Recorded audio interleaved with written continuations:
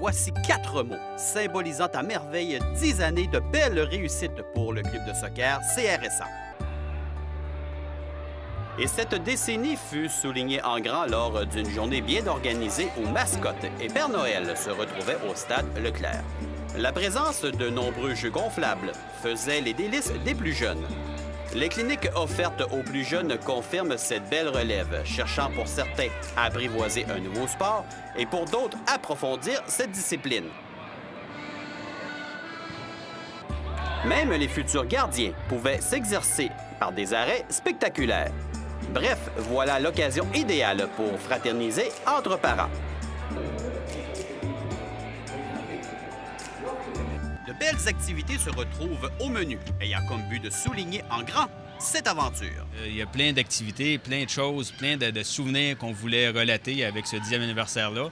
Donc, ça me permettait de pouvoir emmener toutes ces bonnes idées, ces belles images surtout, là, avec mes 7-10 années à peu près que j'étais impliqué vraiment dans le club au niveau entraîneur, bénévole, gérant. J'ai à peu près fait toutes les étapes.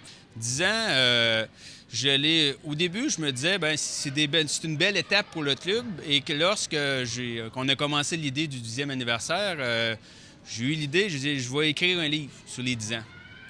Et lorsque j'ai commencé à fouiller, à chercher les images, à chercher les listes des jeunes, les listes des entraîneurs, des bénévoles, tous ceux qui ont participé, les membres du CA, je réussissais à trouver des noms.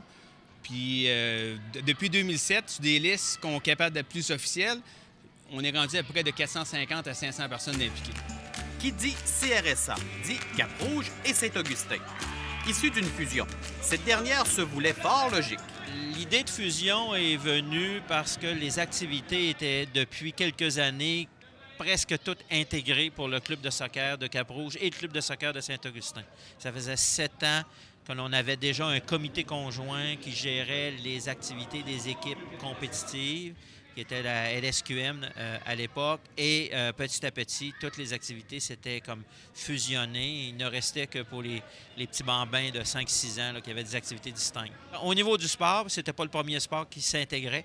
La fusion a été bien acceptée. On est passé à l'époque un club à peu près à 13 à 1500 joueurs lors de la fusion. Le soccer pour le CRSA est aussi le développement de sentiments d'appartenance qui passe également par de belles possibilités futures. Je joue ici depuis que j'ai 6 ans, c'est-à-dire ça fait 13 ans exactement que je joue ici.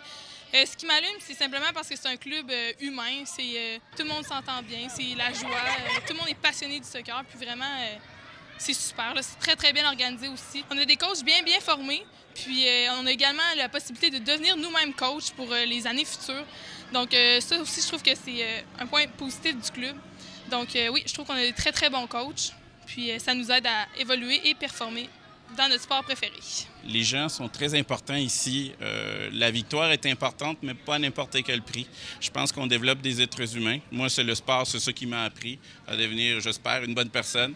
Donc, le sport, il est là pour ça. Puis je pense que l'important de ce club-là, c'est de permettre aux jeunes de jouer au niveau ce qu'ils veulent jouer. Le développement d'un club implique des visées, des objectifs.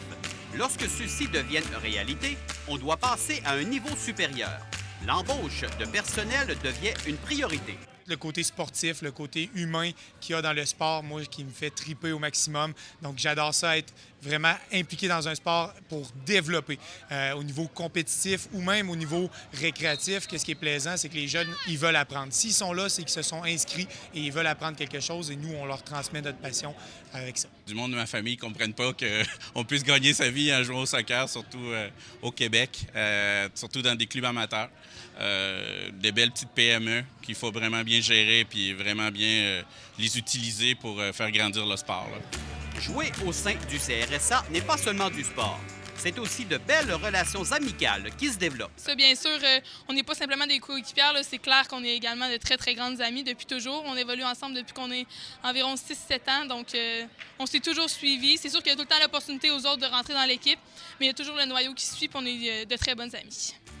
En plus d'offrir un service digne de mention à ses membres, avec, entre autres, des sondages présentés à la conclusion des saisons aux parents, le club CRSA peut compter, et ce, depuis quelques années, d'une infrastructure intérieure remarquable. C'est le seul club de la région de Québec qui fait toutes ses activités hivernales en stade. On n'en fait aucune depuis 4 ans en gymnase. Les 4 dernières années sont faites en stade et ça a permis aux jeunes de pouvoir...